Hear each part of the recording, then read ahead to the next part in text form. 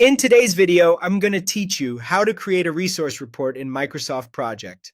We'll start with the fastest built-in option, then move to a flexible, custom approach, and finish with a few practical tips to make your reports clearer and more useful.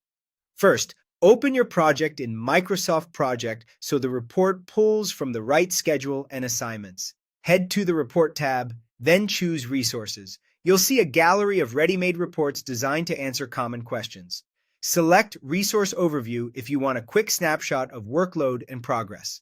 It highlights who's doing what, how much work is assigned, and how far along they are. If you're troubleshooting conflicts, pick Overallocated Resources to immediately surface anyone scheduled for more work than their capacity allows. These built-in reports automatically assemble charts and tables for you so you get immediate visuals without extra setup. It's the quickest way to spot issues and share a clear picture with your team. If the built-in reports don't present data the way you need, create a custom resource report. Stay on the Report tab and click New Report.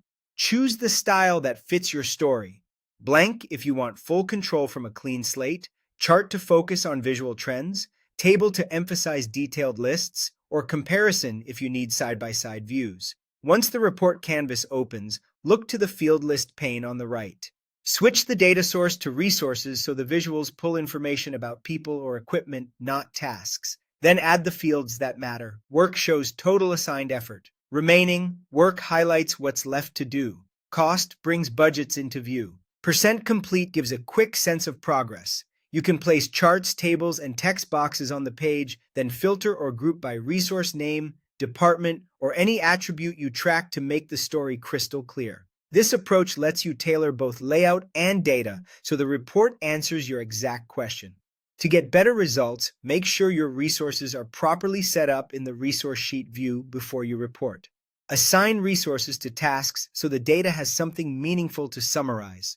Use filters to zero in on over-allocated people or a specific team, which keeps the report focused and easier to act on. And don't forget the time scale. Shift between days, weeks, or months to match how your stakeholders think, whether they need granular daily insight or a higher-level monthly trend. That's it. Choose the quick built-in report for speed or build a custom one for precision.